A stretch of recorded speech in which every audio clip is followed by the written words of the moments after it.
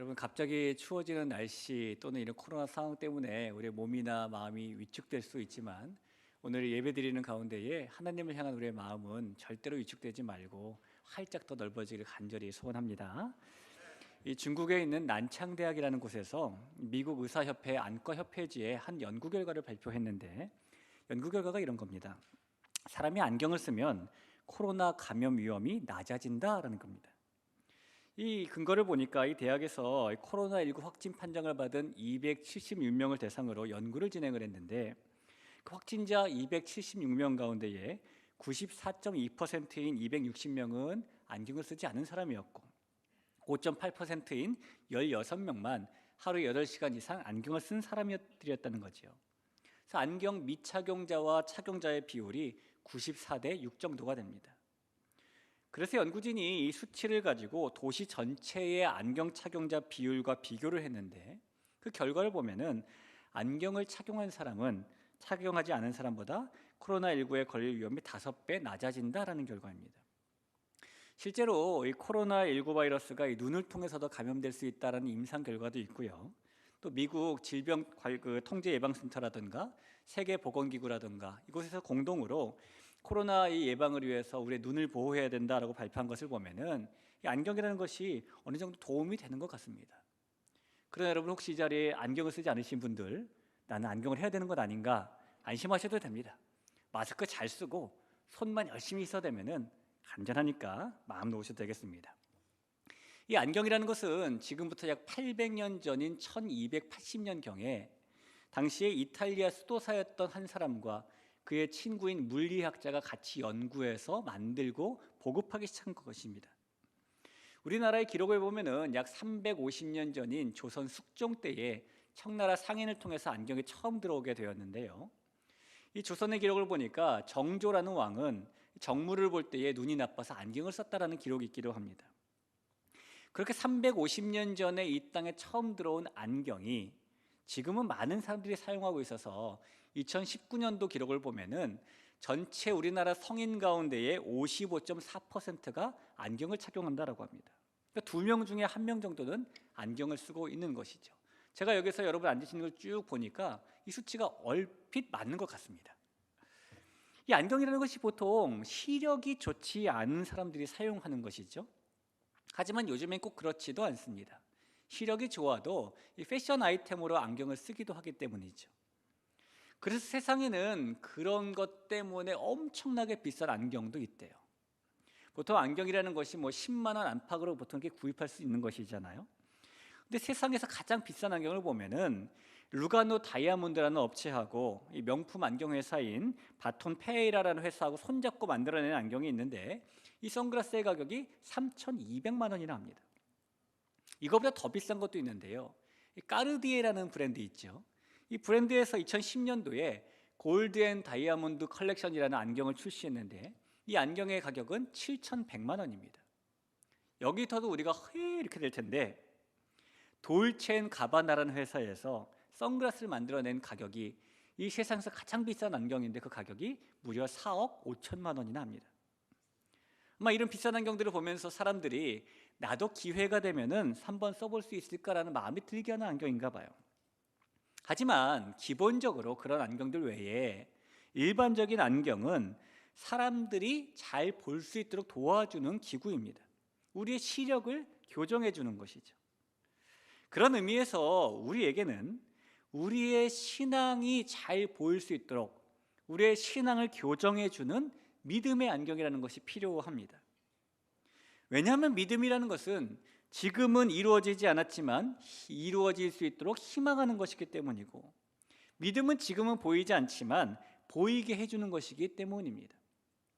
이 히브리서 11장 1절에 보면은 이런 말씀을 우리가 읽었죠. 믿음은 바라는 것들의 실상이요 보이지 않는 것들의 증거라는 말씀입니다. 이 히브리서 11장은 많은 사람들에게 믿음장이라는 별칭으로 불리게 됩니다. 왜냐하면 이 히브리서 11장에 가장 많이 등장하는 단어가 믿음으로라는 단어이기 때문입니다. 앞으로 우리가 이 믿음으로 시리즈라는 말씀을 통해서 믿음의 안경을 쓰고 살았던 사람들의 이야기를 살펴보고, 또 믿음으로 살았던 그 사람들이 그 믿음 때문에 어떻게 삶을 움직일 수 있었는가? 앞서 나간 그 사람들의 이야기를 통해서 우리 역시 믿음으로 시작하고 믿음으로 끝나는 사람들이 될 수 있길 간절히 바라고, 우리 역시 이 믿음의 안경을 쓰고 이 땅을 살아갈 수 있는 우리 모두가 되기를 주님의 이름으로 간절히 축복합니다. 여러분, 우리가 교회를 다니면 가장 많이 듣는 말 중에 하나가 믿음이라는 말이죠. 도대체 믿음이라는 게 무엇일까요? 믿음이 무엇인가 라고 묻는다면은 우리가 그 믿음이 무엇인지 각자 나름대로 설명을 할 수가 있을 겁니다. 물론 다 다른 설명을 하겠지만은 우리가 믿음을 생각할 때에 가장 중요한 것은 내가 믿음이 무엇인지 설명할 수 있느냐 없느냐가 아니라 내가 나의 삶의 현장에서 믿음을 발휘하며 사느냐, 믿음을 발휘하며 살지 못하느냐입니다. 왜냐하면 믿음이라는 것은 설명만 하는 것이 아니라 살아내는 것이기 때문입니다. 믿음이라는 것은 굳어져 있는 명사가 아니라 움직일 수 있는 동사이기 때문인 겁니다. 이 믿음은 단지 우리의 생각과 관념 속의 개념으로만 존재하는 것이 아니라 살아 움직일 수 있는 생명력이 있는 겁니다. 그래서 만약에 우리가 이 믿음에 대해서 단지 생각과 관념으로 개념만 가지고 있다면 우리가 가진 그런 믿음은 인생을 살아가면서 만나는 결정적인 위기의 순간에 별 능력을 발휘하지 못하는 그런 힘없는 믿음이 되고 마는 겁니다. 간혹 이 학교나 직장이나 관공서나 이런 데에서 이 실제 상황을 대비해서 모의 훈련이라는 걸 할 때가 있죠. 재난을 대응해서 모의 훈련을 하기도 하고, 요즘에는 식중독 사고 모의 훈련도 있습니다. 요즘 초등학생들은 코로나19 대응 모의 훈련을 하기도 하고요. 관공서 같은 경우에는 특이 민원이 발생했을 때 어떻게 하는가 대비 모의 훈련을 하기도 합니다. 이 학교나 회사뿐만 아니라 우리가 불과 몇십 년 전만 이렇게 회상해 봐도 전 국민이 함께 참여하는 모의 훈련도 있었죠. 민방위 훈련 이런 거 해보시지 않았습니까? 그때가 되면 바깥에 아버지들이 나가서 불 끄세요, 불 끄세요 다니면 집집마다 불을 다 끄고, 이 불을 다 껐는데 TV가 좀 보고 싶어 TV를 켜면 그 빛이 안 사나게 하려고 창문을 다 담요로 가리고, 이런 것들 해보셨을 겁니다. 왜 이런 모의 훈련을 하는 것일까요? 그저 이 페이퍼 나눠주고 이런 일이 생기면 이렇게 하십시오 라고 매뉴얼대로 알려주면, 읽어보게 하면, 숙지하게 하면 될 것 같지만, 실제로 모의 훈련을 하는 이유는 그렇게 해보고 해봐야 실제 상황이 닥쳤을 때의 생각과 관념만이 아니라 몸이 반응할 수 있기 때문입니다. 의정부에 있는 한 은행의 지점에서는 6주에 걸쳐서 일주일에 한 번씩 6차례 이런 테러 상황이 발생했을 때 화재가 나면 어떻게 대응할 것인가 모의 훈련을 했다고 합니다.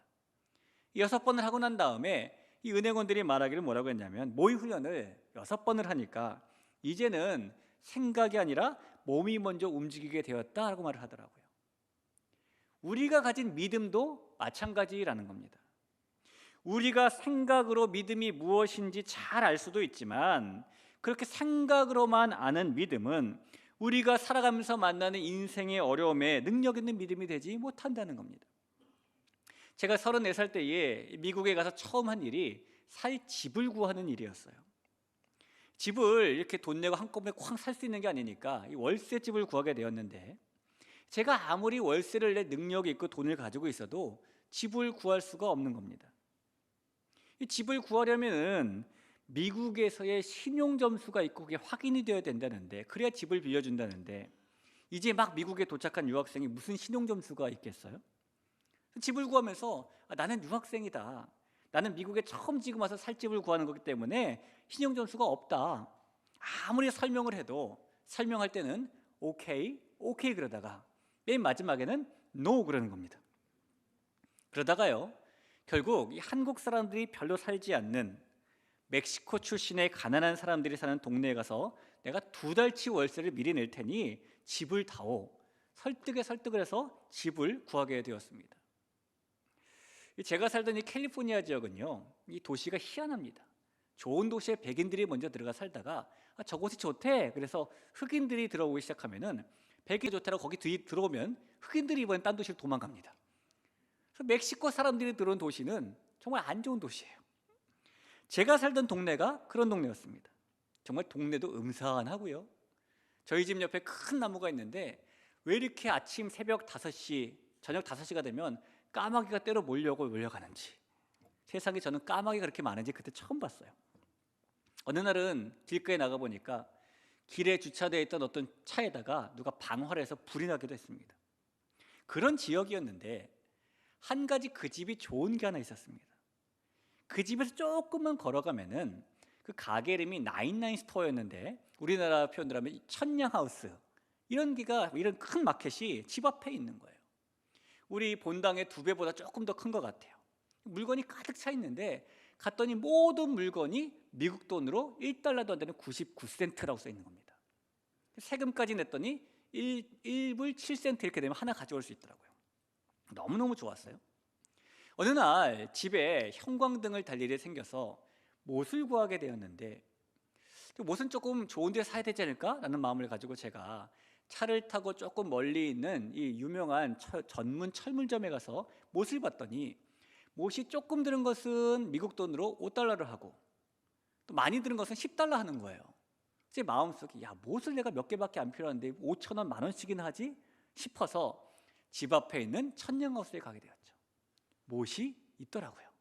그래서 기쁜 마음에 1불 내고 못을 가져왔습니다.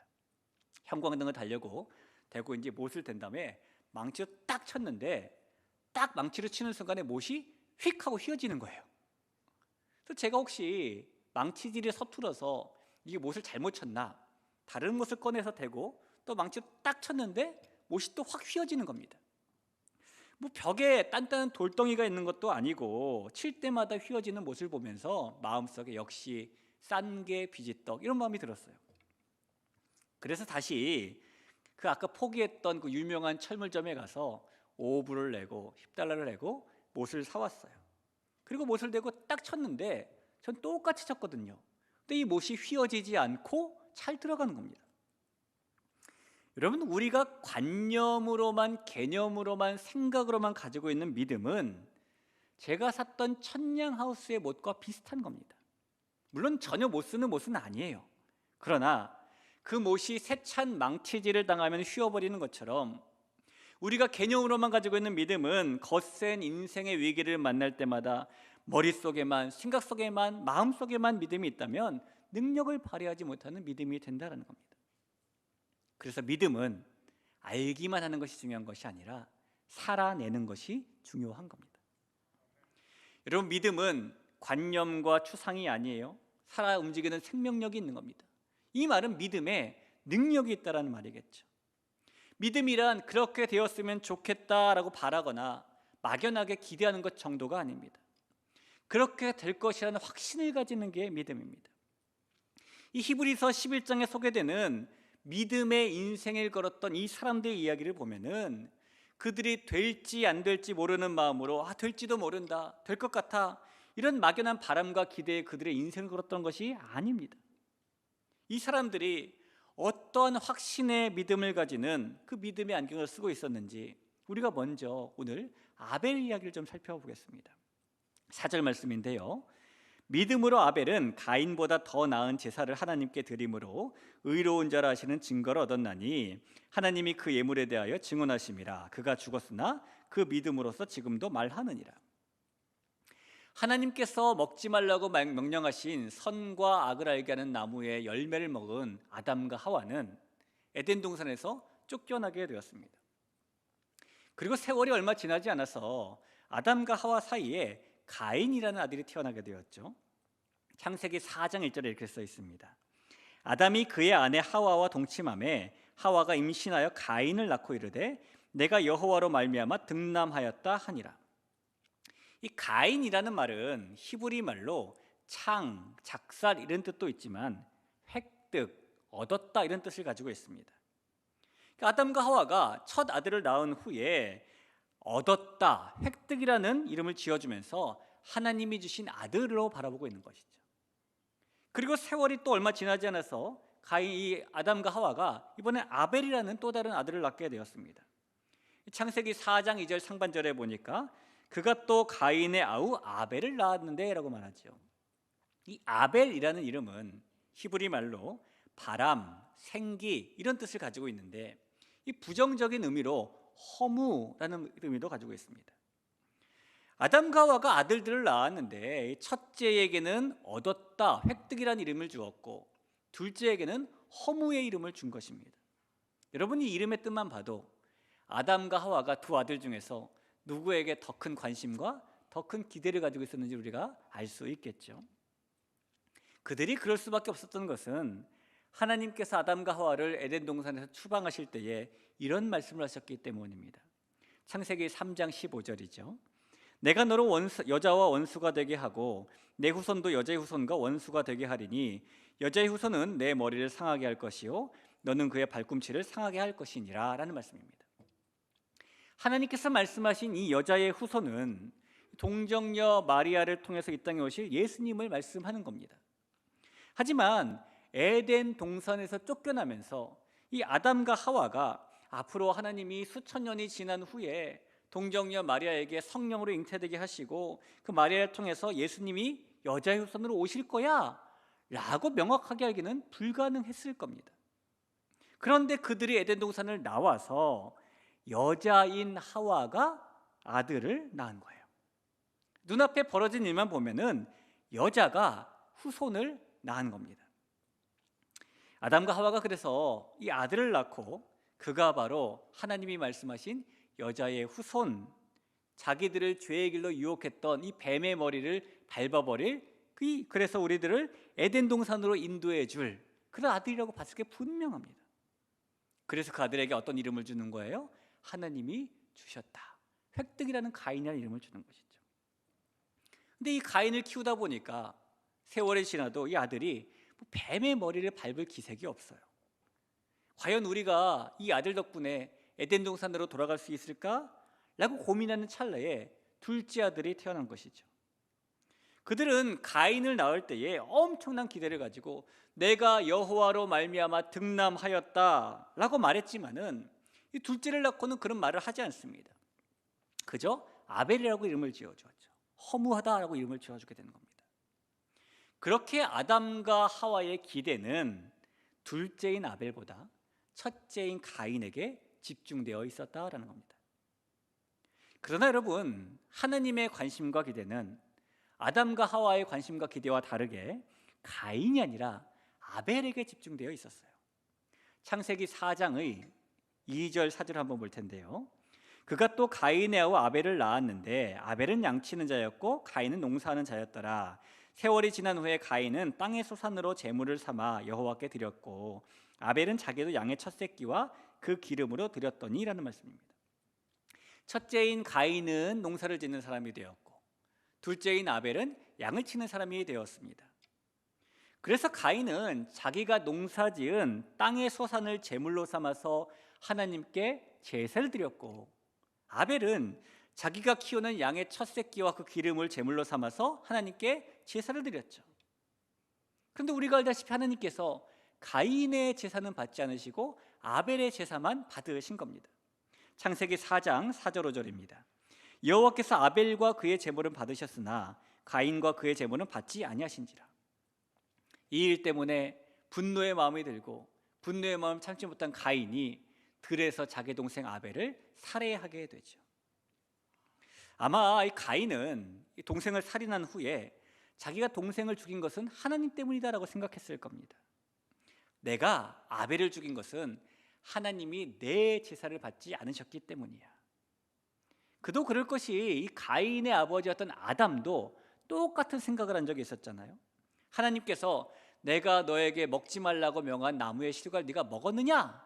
라고 물었을 때에 아담이 말하기를 하나님, 제가 먹기는 먹었는데요, 제가 먹은 것은 하나님께서 그 여자를 주셔가지고 그 여자가 주니까 먹은 겁니다 라고 그 탓을 하나님께 돌리게 됩니다. 창세기 3장 12절이에요. 아담이 이르되 하나님이 주셔서 나와 함께 하신 여자 그가 그 나무 열매를 내게 주므로 내가 먹었나이다.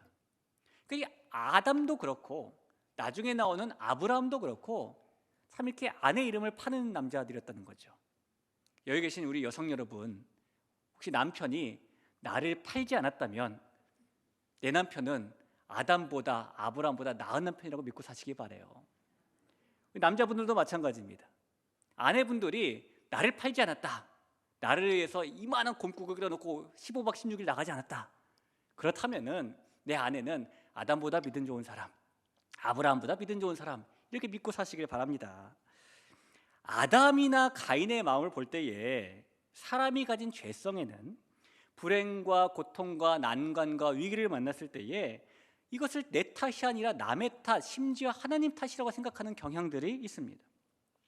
그래서 자기에게 일어나는 모든 일의 원인을 내가 아닌 다른 데서 찾으려고 하는 것이죠.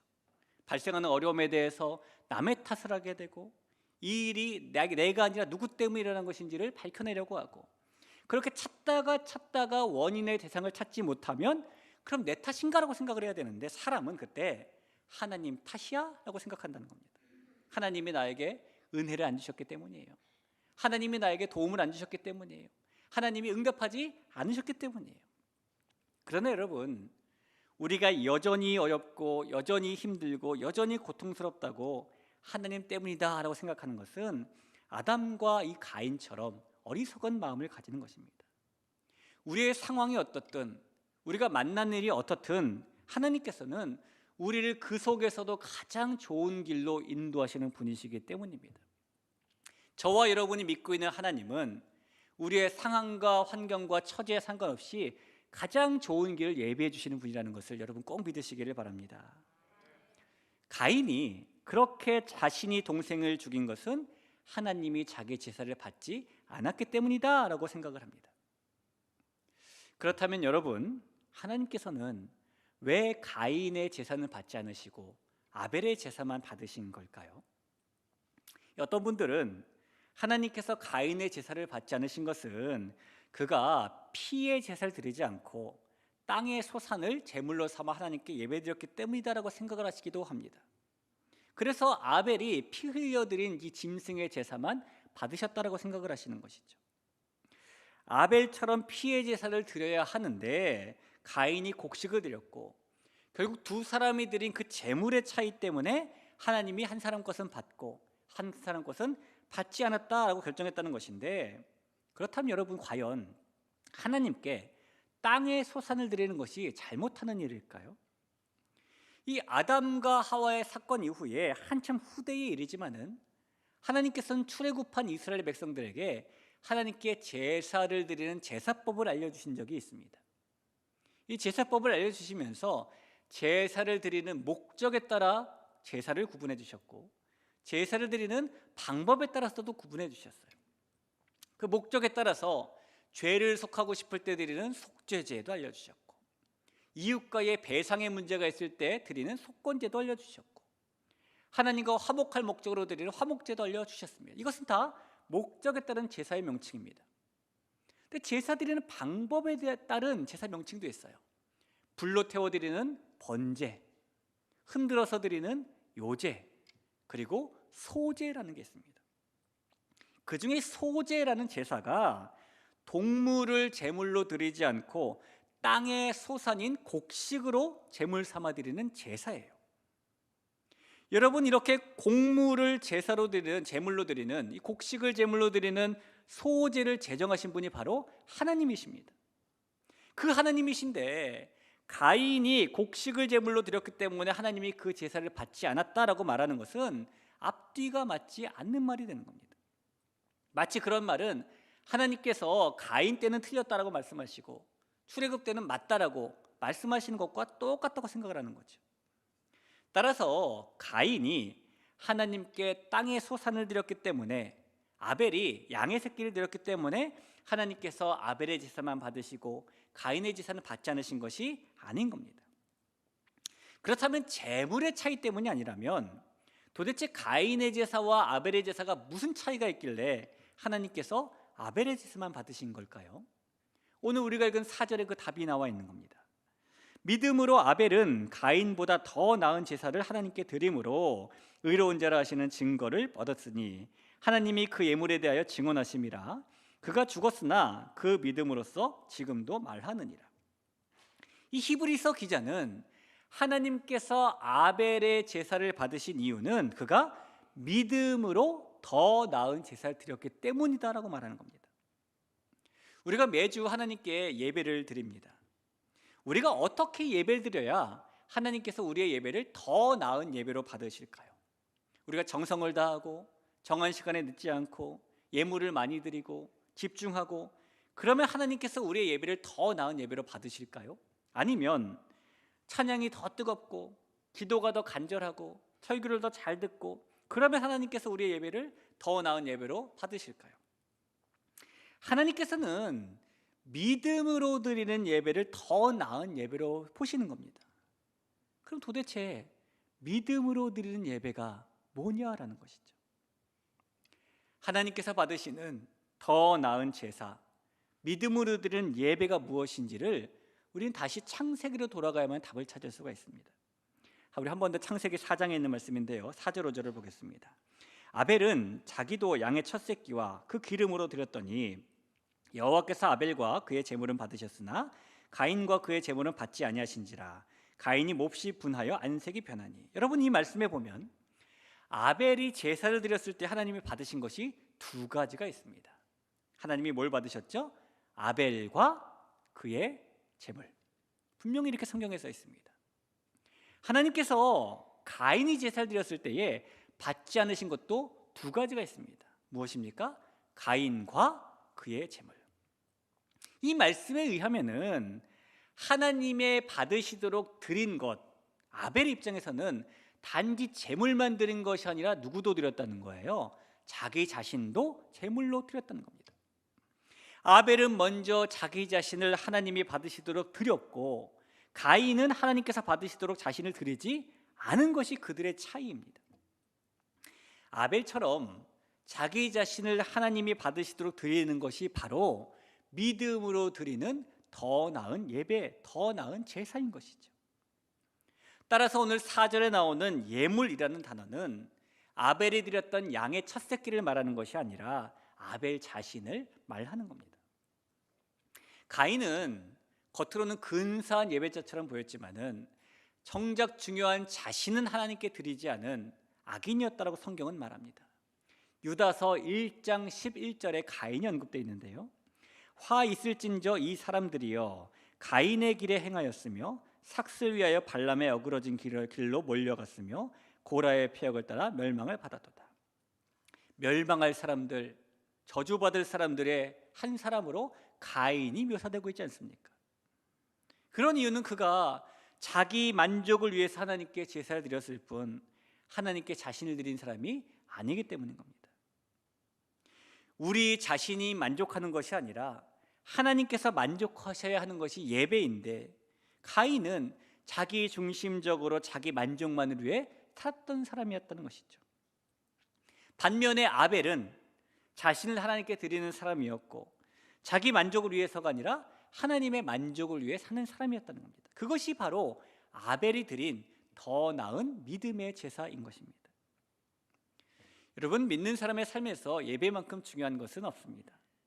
하나님께서 예배를 가장 중요하게 여기기도 하시고 사람의 존재 목적이 예배이기도 때문이죠. 그리고 하나님께서 우리의 예배를 받으실 때에 가장 먼저 보시는 것은 바로 우리 자신이라고 아벨을 통해서 말씀해 주시는 겁니다. 어느 청년 찬양 집회에서 한 자매가 찬양의 은혜를 받고 뜨겁게 찬양을 하면서 두 손을 높이 들고 몰두하고 있었습니다. 그 모습을 본 사람들이 그 자매를 보면서 저 자매는 얼마나 주님을 사랑하기에 저렇게 아름다운 모습으로 찬양을 드리는 것인가라고 감동을 받았어요. 그런데 조금 지나지 않아서 집회에 늦게 참석한 한 중년의 성도가 이곳저곳 빈자리를 찾아다니다가 그 자매 옆에 빈자리가 있는 걸 발견하고 살짝 웃으면서 공손하게 부탁을 했습니다. 자매님, 제가 그 옆에 빈자리에 앉을 수 있도록 조금만 비켜주시면 안 될까요? 그러자 이 손을 들고 찬양하고 있던 이 자매가 자기가 찬양하는 것이 방해받는 것이 불쾌하다는 표정으로 짜증스러운 얼굴을 한 후에 성도의 말을 들은 채도 안 하고 계속 찬양만 드리고 있었습니다. 결국 그 성도가 당황한 표정을 짓다가 다른 빈자리를 찾으러 갔다는 겁니다. 여러분, 하나님께서 진정으로 받으시는 찬양, 하나님께서 진정으로 받으신 예배라는 게 도대체 무엇입니까? 하나님은 분명히 우리의 삶 속에서도 드려지는 그런 삶의 고백으로서의 예배를 원하신다는 겁니다. 그래서 예배자인 우리는 우리의 만족을 포기하고 하나님의 만족을 위해서 삶을 살아내야 하는 거예요. 그것이 믿음으로 살아내는 삶입니다. 하나님의 관심은 우리의 삶에 있기 때문입니다. 우리의 삶은 하나님 중심적이어야 하고, 우리의 삶은 하나님 보시기에 아름다워야 하고, 우리의 삶은 하나님이 주시는 복된 삶이 되어야 될 이유가 바로 거기에 있습니다. 어떤 삶이 잘 사는 삶인가에 대해서 모든 사람의 기준이 다르겠지만, 적어도 성도에게는 하나님께서 생각하신 대로 사는 것이 가장 잘 사는 삶이고, 하나님의 뜻대로 사는 것이 그 삶을 제물로 드리는 삶임을 여러분 꼭 믿으셨으면 좋겠습니다. 우리 자신의 마음이나 우리 자신의 기분이 아니라 하나님의 마음에 민감하게 사는 것이 참된 예배자의 모습입니다. 이 땅을 살아가면서 우리가 모이는 예배뿐만 아니라 흩어져 살아가는 교회로서 각자의 삶의 현장에서 살아갈 때에 하나님의 마음에 민감한 참된 예배자가 되고, 그래서 우리가 날마다 우리 자신을 돌아보고 우리 자신을 확인하며 나아가야 될 줄로 믿습니다. 1982년에 아카데미 영화제에서 작품상을 받은 영화로 불의 전차라는 영화가 있습니다. 이 영화는 영국 사람이었던 에릭 리들이라는 사람의 실화를 바탕으로 제작된 영화인데요, 이 선교사의 아들로 태어나서 어릴 적부터 육상에 탁월한 재능을 보였던 에릭 리들이 영국의 에딘버러 대학에 진학한 이후에 본격적으로 육상 선수로 활동을 하게 되었습니다. 그리고 그 당시에 수년 동안에 걸쳐서 이 영국 단거리 육상 대회를 석권을 하게 됩니다. 에릭 리들이 마침내 영국 국가대표가 되어서 1924년에 파리에서 열린 올림픽에 출전을 하게 되었는데, 그는 당시 전 세계 사람들을 돌아봐도 육상 100m 경기에 유력한 금메달 후보였습니다. 근데 막상 도착해서 보니까 이 100m 경기가 주일에 열린다는 거예요. 그래서 그가 말하기를, 저는 주일엔 안 뜁니다. 주일엔 예배 드려야 돼요 라고 말하면서 출전을 포기했습니다. 그가 100m 경기를 포기하자 많은 영국인들이 그에게 냉소적으로 반응하죠. 사람들은 그에게 편협하고 옹졸한 신앙인, 이 신앙을 소매 끝에만 달고 다니는 위선자, 조국의 명예를 버린 자라고 비난하였습니다. 그러나 그가 금메달이 유력했던 100m 경기를 포기하고 대신에 자신의 주종목이 아니었던 200m와 400m에 출전하게 되었는데, 200m 경기에서는 그가 동메달을 따게 되었고, 400m에서는 또 다른 영국의 국가대표 선수가 유력한 사람이었고 자신은 들러리에 불과했지만, 그가 400m 경기를 정말 100m처럼 뛰어서 47초 6이라는 세계 신기록을 세우고 금메달을 따게 되었습니다. 저는 예배자로 서기 위해서 올림픽 경기를 포기한 에릭 리들이 단지 주일만 예배자로 산 사람은 아니다라고 생각을 합니다. 그는 주일뿐만 아니라 자신의 삶을 하나님의 만족을 위해서 예배자로 드린 사람이었기 때문에 그런 결심을 할 수 있었다고 보는 겁니다. 결국에 이 에릭 리들이 이 올림픽 영웅이라는 찬사를 다 뒤로 하고 23살의 나이에 중국 선교사로 헌신해서 살다가 2차 세계대전이 끝나기 몇 년 전부터는 웨이시엔 수용소에서 병든 사람들과 어린이들을 돌보다가 44살의 짧은 나이에 생을 마감하게 됩니다. 그는 믿음으로 제사를 드린, 더 나은 제사를 드린 이 아벨처럼 자신의 삶을 하나님께 예배로 드린 사람이었다라는 겁니다.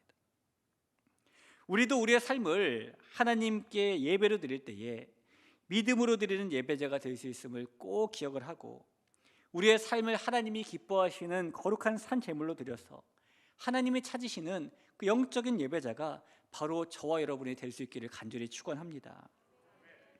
안경을 쓰신 분들은 잘 아시겠지만 안경을 쓰면 불편함이 참 많이 있습니다. 저 같아도 아침에 눈 뜨자마자 제일 먼저 하는 일이 안경을 찾는 일인데요, 안경을 쓰면 매번 또 잘 닦아야 되지요. 오래 쓰면 코뼈에 부담도 주게 됩니다. 또 날씨가 추운 데 있다가 실내에 들어오면 갑자기 앞이 뿌얘지는 것을 경험하게 되고요, 요즘처럼 마스크를 쓰고 살면 숨 쉴 때마다 안경이 뿌얘졌다 흐려졌다 이렇게 됩니다. 그러나 그런 불편함을 감수하고 안경을 써야만 밝히 볼 수가 있게 됩니다.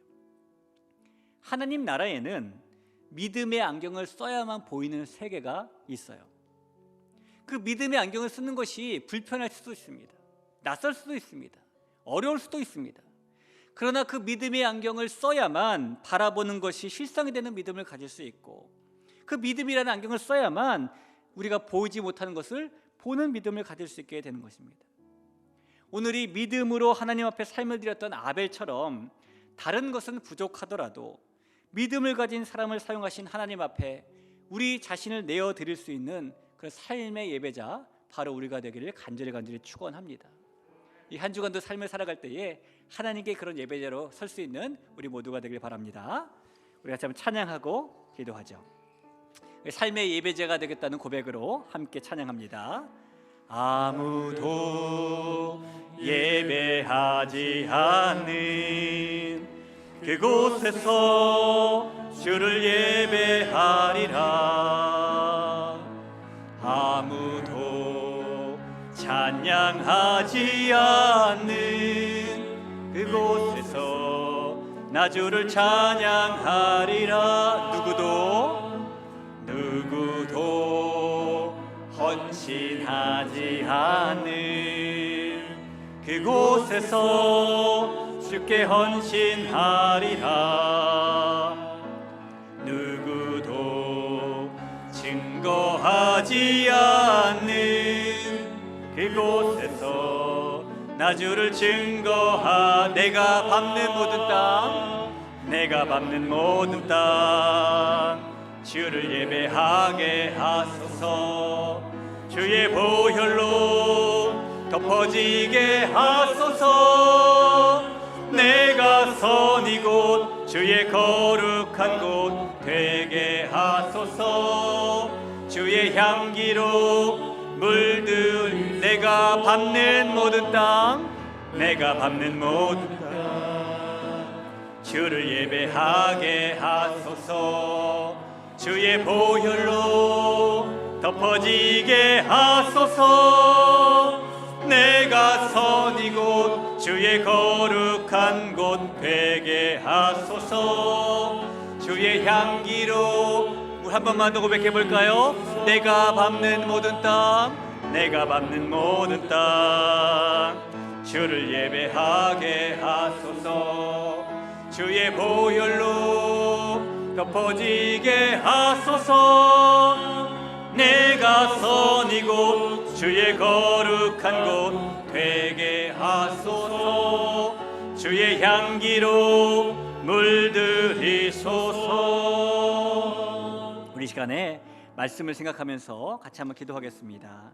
하나님, 내가 밟는 모든 땅, 내가 사는 모든 삶, 주님을 예배하는 예배자로 사는 삶이 되길 간절히 바랍니다.